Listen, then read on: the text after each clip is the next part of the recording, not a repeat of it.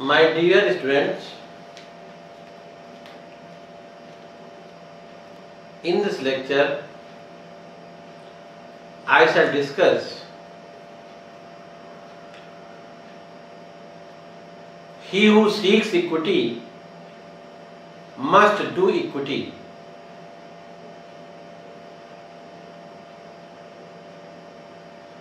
This maxim will be discussed in two parts.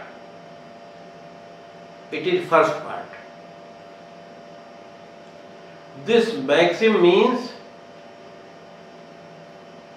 the person who wants equity must do equity.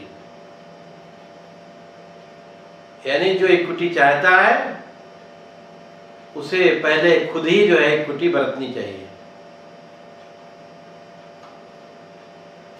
ये इस magazine का मतलब ये है कि जो इक्विटेबल रेमेडी है वो नेचुरली डिस्क्रिशनरी है, विवेकी है, न्यायालय पर निर्भर करती है, लॉ के रूप में डिमांड नहीं की जा सकती इसकी इक्विटेबल रेमेडी की। प्लेंटिफ को इसी कंडीशन पर रिलीफ दी जाएगी जब वो डिफेंडेंट के उन राइट्स को रिकॉग्नाइज कर दे, मान्यता प्रदान कर दे जिनके लिए डिफेंडेंट इंटाइटल्ड है। कहने का मतलब है जिस सब्जेक्ट पर प्लेंटिफ इक्विटी की हेल्प मांग रहा है उसे भी जो है जस्टिस करना चाहिए। पहले इक्विटी का ये रूल गुड कॉन्सेंस और ऑनेस्टी पर बेस्ड है, क्योंकि इक्विटी कोर्ट गुड कॉन्सेंस की कोर्ट होती है।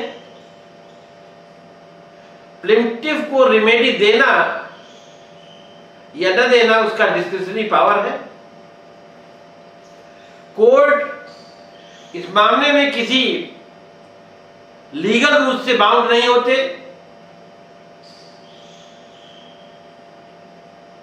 पहले रेमेडी प्रदान करने के लिए कोर्ट, इक्विटी कोर्ट इस बात की इंक्वायरी करते हैं, जांच करते हैं कि जो मुकदमे की सारी पार्टीज हैं उनका कंडक्ट जो है इक्विटेबल रहा है कि नहीं रहा है। क्योंकि इक्विटी कोर्ट ऐसे व्यक्ति की कोई नहीं हेल्प करेंगे जो प्रॉपर इक्विटेबल ट्रीटमेंट कंडक्ट करने के लिए रेडी न हो। इक्विटी कोर्ट रेमेडी चाहने वाले पार्टी से अपेक्षा करते हैं कि वे पहले स्वयं इक्विटी का आचरण प्रदर्शित करें। इस प्रकार इक्विटी कोर्ट पहले प्लेंटिफ से अपेक्षा करते हैं कि पहले प्लेंटिफ स्वयं डिपेंडेंट को वो सब कुछ प्रदान कर दे जिसको देने के लिए डिफेंडेंट के प्रति वो लायबल है। जैसा कि बेंथम का कहना है कि लॉ का ये सुस्थापित नियम है कि जो वस्तु जिसकी है वह उसे दे दी जाए। अर्थात उपयुक्त सूत्र यानी he who seeks equity must do equity इस सिद्धांत पर आधारित है कि जिसे जो है पारस्परिकता म्यूचुअलिटी का प्रिंसिपल कहा जा सकता है, जो ये कहता है कि जो कुछ अपना है उसे उचित रूप से मांगा जाए और जो पराया है उसे देने के लिए तैयार रहा जाए। इंद्रपाल वर्सेस श्यामशंकर-लाल AIR 2002 इलाहाबाद के केस में श्यामशंकर-लाल ने एक प्लाट नंबर 74 खरीदने के लिए इंद्रपाल से एक एग्रीमेंट किया था। डिस्प्यूटेड लैंड इलाहाबाद की तहसील सुराव गांव के धामपुर में है। प्लेंटिफ का कहना था कि उसका एग्रीमेंट अपीलार्थी के साथ हुआ था, अपीलेंट के साथ हुआ था। उसने अपीलेंट को 4,800 रुपीज तुरंत दे दिया था और 4,000 रजिस्ट्रार के समय, रजिस्ट्री के समय देना था, रजिस्ट्रार के समक्ष रजिस्ट्री के समय देना था। प्लेंटिफ का कहना था कि बार बार आग्रह के बावजूद अपीलांट ने सेल डीड एग्जीक्यूट नहीं की। अपीलांट एक बहाना कर रहा था कि वो एग्जीक्यूट नहीं कर पाया क्योंकि डिस्प्यूटेड लैंड भूमि विकास बैंक के पास और cooperative land and development bank act 1964 की धारा 22 के अधीन वादी के पक्ष प्लेंटिफ अंतरित करने से प्रतिबंधित है, उस पर लोन है, बंधक है, इसलिए वो सेल डीड नहीं एग्जीक्यूट कर सकता है। डिसाइड ये हुआ कि अपीलांट कंटेंट के स्पेसिफिक परफॉर्मेंस के लिए बाउंड था, क्योंकि मॉर्गेज मनी का भुगतान हो चुका था, उसका डिस्प्यूटेड लैंड का रिडेम्पशन हो चुका था, इसलिए वो जो है अपीलेंट इस तरीके का बहाना नहीं कर सकता था। इसी प्रकार न्यायालय वहां भी स्पेसिफिक परफॉर्मेंस डिक्री देने से इस आधार पर इनकार नहीं करेंगे कि डिस्प्यूटेड लैंड के मूल्य में डेट ऑफ एग्रीमेंट से काफी बढ़ोतरी हो चुकी है। He who seeks equity must do equity maxim को एक इलस्ट्रेशन से और सिंपली समझा जा सकता है। ए और बी के बीच में एक एग्रीमेंट हुआ है। ए ने बी को अपना मकान बेचने का करार किया है। बी ने 5,000 रुपया तुरंत एडवांस दे दिया है। बाद में ए ने कोर्ट में सूट फाइल किया कि एग्रीमेंट वाइड था, इसलिए उसको वाइड डिक्लेयर कर दिया जाए। कोर्ट ए को तब तक कोई रेमेडी नहीं प्रदान करेगा जब तक ए बी को 5,000 रुपया जो बी द्वारा एडवांस दिया गया है उसका वो भुगतान नहीं कर देता।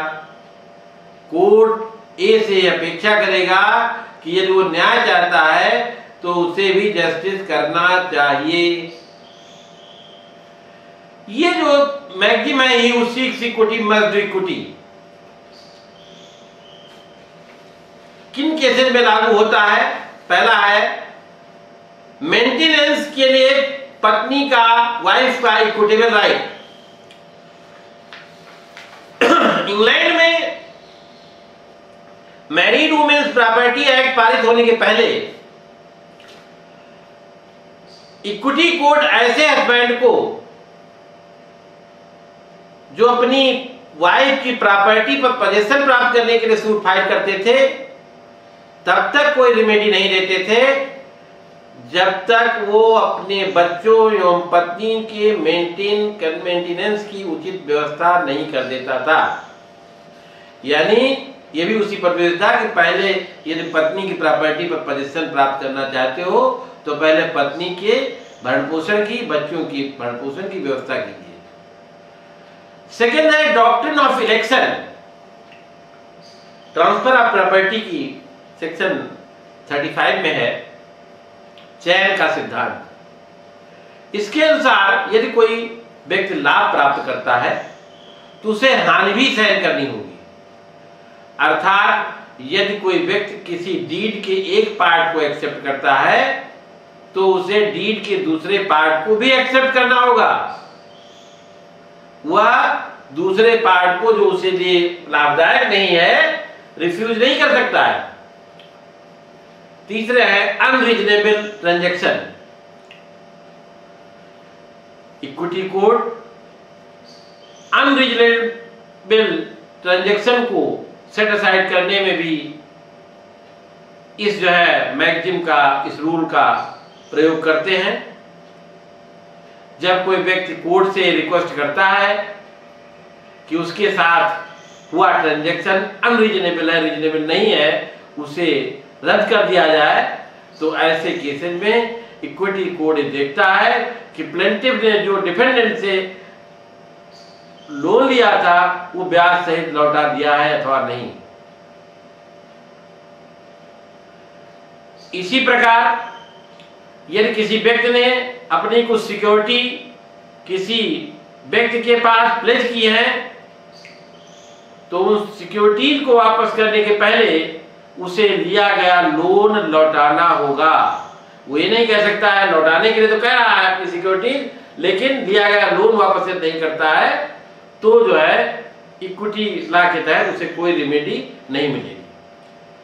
लाल versus national union investment limited 1907 के इंग्लिश केस में ए ने बी से कुछ लोन लिया था, जिसके बदले में ए ने कुछ सिक्योरिटीज बी के पास प्लेज कर दी थी। बी रजिस्टर्ड क्रेडिटर नहीं था, इसलिए ये लोन इंग्लैंड के मनी लेंडर एक्ट 1900 के तहत वाइड था। ए ने अपनी सिक्योरिटीज वापस पाने के लिए सूट फाइल किया। ये डिसाइड हुआ कि ये तब तक डिक्री प्राप्त नहीं कर सकता जब तक कि वह बी से लिया गया लोन ब्याज सहित विद इंटरेस्ट वापस नहीं कर देता। इक्विटेबल स्टॉपेल के केसेस में भी इस मैक्सिम को लागू किया जाता है। इसके अलावा जो टाइम बाउंड मॉर्गेज होते हैं, जहां पर एक व्यक्ति ने कोई प्रॉपर्टी मॉर्गेज की हो, मॉर्गेज रिडीम कराने की जो टाइम है वो टाइम बाउंड हो गया है, फिर भी यदि वो मॉर्गेजर अपनी मॉर्गेज प्रॉपर्टी को रिडीम करना चाहता है, तो उसे इक्विटी कोर्ट में उसकी इक्विटी कोर्ट से जो है पहले जो मॉर्गेजर ने लोन लिया है मॉर्गेजी से, पहले वो लौटा दे, तभी जो है डिक्री उसको मिलेगी। फिर है mortgage bye deposit of title deeds. कभी कभी कोई व्यक्ति किसी क्रेडिटर से लोन लेता है, सिक्योरिटी के रूप में कुछ टाइटल डीड, कुछ पेपर, गाड़ी के, मकान के, कैसे भी मॉर्गेज कर देता है। तब यदि मॉर्गेजर ने कोर्ट से रिडीम करने की डिक्री प्रदान करने की रिक्वेस्ट की हो, तो इक्विटी कोर्ट तब तक मॉर्गेजर के फेवर में रिडम्पशन की डिक्री पारित नहीं करेंगे जब तक क्रेडिटर द्वारा लिए गए धन को वो चुका नहीं देता। कंट्रेक्ट के स्पेसिफिक परफॉर्मेंस, कंट्रेक्ट के स्पेसिफिक परफॉर्मेंस में भी he who seeks equity must do equity का रूल अप्लाई होता है। जब कंट्रेक्ट की कोई पार्टी कोर्ट में कंट्रेक्ट के स्पेसिफिक परफॉर्मेंस के लिए डिक्री पारित करने के लिए रिक्वेस्ट करता है, वाद करता है, तो कोर्ट ऐसी डिक्री को तब तक पारित नहीं करते जब तक डिक्री चाहने वाली पार्टी ने स्वयं कंट्रैक्ट में अपने पार्ट को परफॉर्म न किया हो या परफॉर्म करने के लिए तैयार न हो। नेक्स्ट है स्वामी का विश्वास रखने वाले व्यक्ति द्वारा संपत्ति में सुधार। जब कोई व्यक्ति किसी ऐसी संपत्ति में जिसका वह ओनर नहीं है, परंतु गुड फेथ में वो बिलीव करता है कि वो उसका ओनर है, और उस प्रॉपर्टी में जिसका ओनर समझता है, कोई रिफॉर्म करता है, सुधार करता है, तो कोर्ट इज रियल ओनर के फेवर में तब तक कोई डिक्री पारित नहीं करते हैं जब तक रियल ओनर जो रिफॉर्म किए गए कार्यों पर जो खर्चा हुआ है उसको अदा नहीं कर देता। ये जो इक्विटी का लॉ है कहाँ लागू होगा, इसकी क्या कंडीशंस हैं, और भारतीय नियमों में, भारतीय अधिनियमों में इस जो है one who seeks equity must do equity कहाँ जो है किस एक्ट में समावेशित किया गया है, इसको हम नेक्स्ट लेक्चर में बताएंगे।